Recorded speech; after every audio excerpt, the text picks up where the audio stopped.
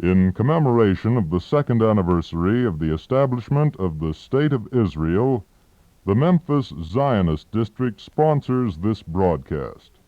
Dr. Isadore Goodman, Rabbi of the Baron Hirsch Congregation of Memphis, will speak on the theme, 2 Years of the State of Israel. Dr. Goodman. Good evening. I speak to you in the name of the Memphis Zionist District. I voice the thoughts and give expression to feelings of practically every Jew in Memphis, and of a vast number, I am sure, of Christian friends when I say that we rejoice with Jewry in the commemoration of the second anniversary of the State of Israel. Jewry in our generation has lived to see realized a great hope, as well as having experienced the depth of despair. Our age beholds the restoration of the Jewish Commonwealth, which was first disturbed by the Assyrians, and again 500 years later it was overcome by the legions of ancient Rome. This was nearly 2,000 years ago. Today, the assurances of the prophets are being fulfilled. The unwavering belief in the divine promises gave Israel the power to endure.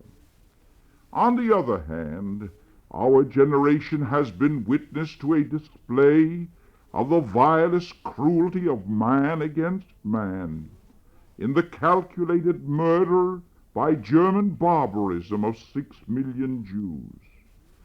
The 20th century has seen grievous destruction as well as a remarkable rebirth. The two historic events are related to each other.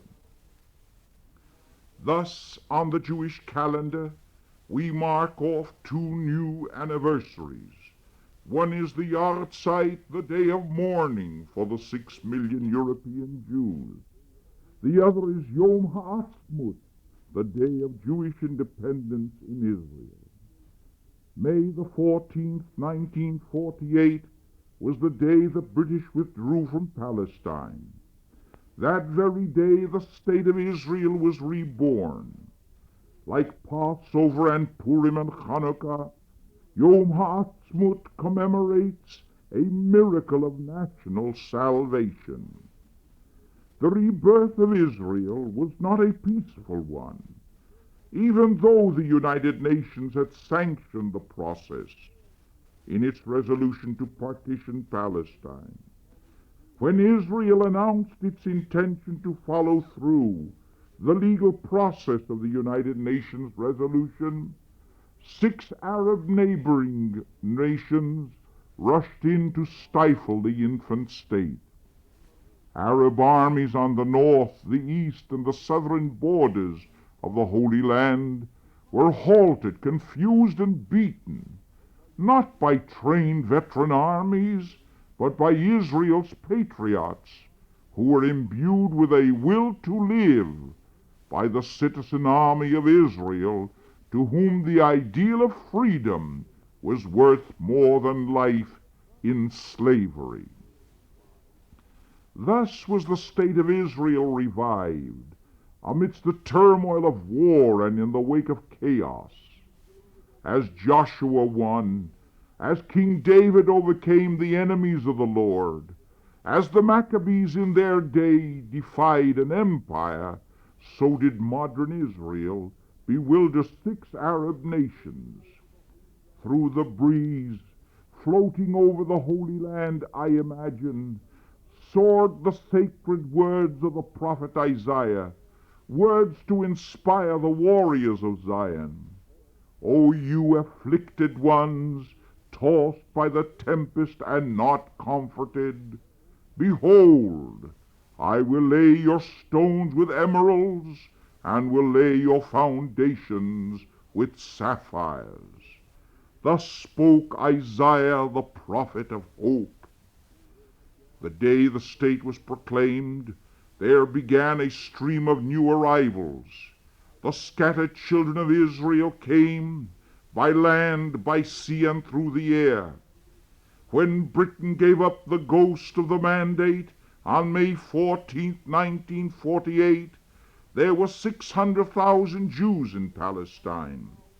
Today, 400,000 newcomers have entered the country. The population of the Jewish state now stands at 1,250,000, including some 170,000 non-Jews. There has been a 65% increase in population in the past 2 years. From the DP camps in Germany, from Austria, Poland, and Hungary, from the Balkan countries, from Arab lands in North Africa, from Yemen and South Arabia, from Iran, Afghanistan, from far-off Shanghai, where European Jews sought sanctuary from the wrath of the Hitler madness. In fact, Jews came to Israel, to the ancient land of God's promise, to the new land of future hope, from 40 countries, and the modern exodus continues full tide. While war was being waged against Israel by the Arabs, Israel was building. Israel built a new road to Jerusalem. The Haifa harbor and the port of Tel Aviv were improved. New settlements were established. The newcomers, the returned exiles, were being settled on the land. The government, at the beginning a provisional one, established order in the land. Soon a responsible government took over, elected democratically by a free people. The social, cultural, and economic aspects of life all proceeded apace with the improvement of the political security of the state. Israel was recognized by the United States within an hour of its declaration of statehood. Recognition soon came from Soviet Russia and a host of other nations. Israel became a member of the United Nations, and to date, 59 nations, including 3 Muslim states, Turkey, Iran, and Indonesia, have accorded Israel recognition. 33 states maintain consulates or diplomatic envoys in Tel Aviv, while Israel is represented in capitals of 66 countries. In the course of Israel's first 2 years, it has displayed remarkable powers of endurance, notwithstanding the complex problems it has been called upon to solve. There are no hostilities on Israel's borders at present. What exists is an armed and uneasy truce. Among certain Arab nations, there still is a hostile and belligerent spirit. Israel must therefore maintain a standing army in readiness against any sudden attack. This is a heavy drain on the economy of the poor country. Another exceedingly burdensome load borne by Israel is the one growing out of the policy of liberal immigration. There is not halting for one moment the stream of immigrants, nor can there be a selection of immigrants. The world is in a condition of convulsion, and the children of Israel, in Europe particularly, seek a haven of refuge from the hell that is Europe. Today, there are 85,000 newcomers who live under appalling conditions in Israel. They live in tents, victims of the elements, subject to disease and misfortune. In Israel there is a pitiable shortage of houses. It takes time, but more, it takes funds to build houses and care for the impoverished immigrants. There are stupendous strides marking the constant progress of Israel. For example, in one aspect alone, the Jewish National Fund, the agency which acquires land, literally as a commonwealth, and thus avoids speculation in land.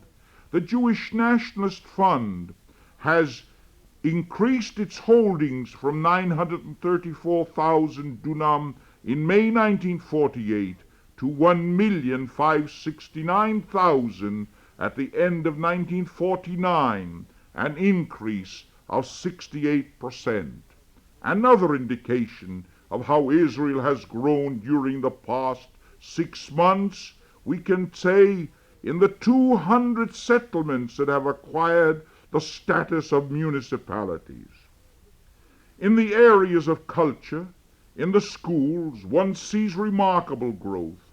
Compulsory and free education for all children up to 16 is the law of the land. This is an indication of the trend of the cultural life in Israel. In the state of Israel, religion is a matter of individual conscience. If religious institutional life is regulated by the government, it is to protect all creeds in their right to pursue a faith of their own choosing. Israel is a secular state, even though the language of the marketplace is the language of Scripture, and the sacred words and thoughts of Holy Writ dominate the conversations of the populace. Israel is a product of national revival, but its nationalism does not stem from an aggressive spirit, nor does Jewish nationalism seek to exploit the weak for the advantage of the few. Political democracy and economic democracy in Israel are the practical ways to translate the prophet's plea for justice in the daily lives of the people, of all the people. Israel is a small country in area, a very small country. Its geographical position, however, at the far end of the Mediterranean, at the very door of the Muslim world, makes the democratic state of Israel a factor to reckon with in world development. Size is not grandeur. Territory does not make for greatness. What makes Israel loom so great even today in world affairs is the fact that Israel represents high ideals. Israel can truly become a light unto the nations. The phenomenal growth of Israel is something to marvel at, yet the tremendous tasks confronting Israel, particularly in caring for the overwhelming immigration, should call forth on the part of every fellow Jew sympathy and a generous response. The United States government established a multi-billion-dollar Marshall Plan to help impoverished Britain, France, Belgium, Holland, and Luxembourg. Great states, when faced with extraordinary difficulties, turned to sister states for aid. The state of Israel is confronted, due to the influx of nearly 400,000 Jews within 2 years, with an overwhelming responsibility. Yet this is not Israel's own responsibility. To meet Israel's urgent needs, the United Jewish Appeal has come to provide for those needs. The United Jewish Appeal is a voluntary philanthropic effort which was organized by the Jews in America for the threefold purpose of rescuing European Jews and reconstructing Jewish life in Europe.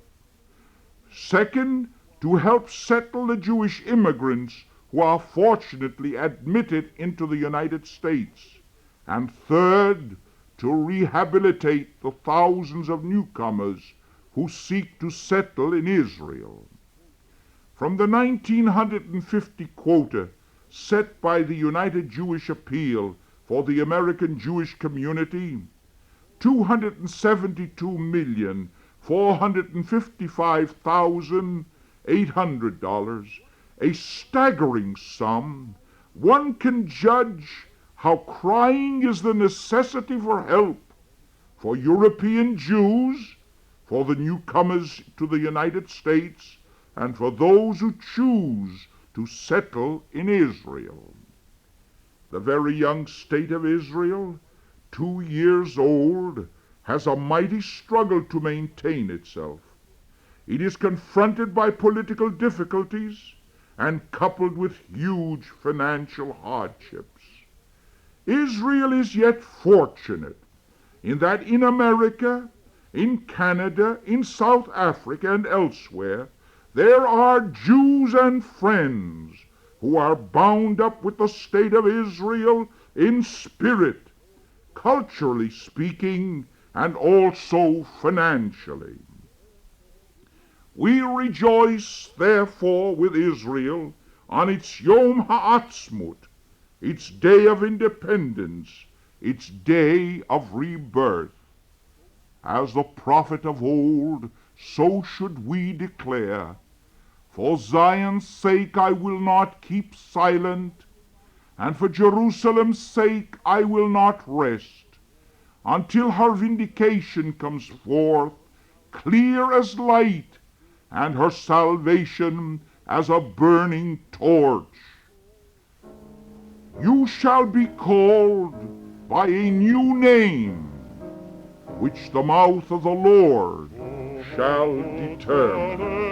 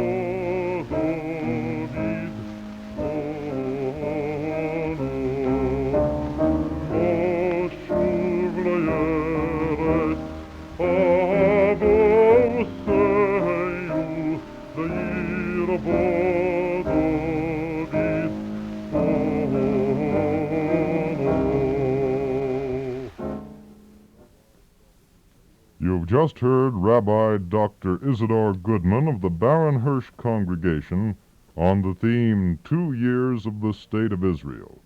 This broadcast was sponsored by the Memphis Zionist District in commemoration of the 2nd anniversary of the establishment of the State of Israel.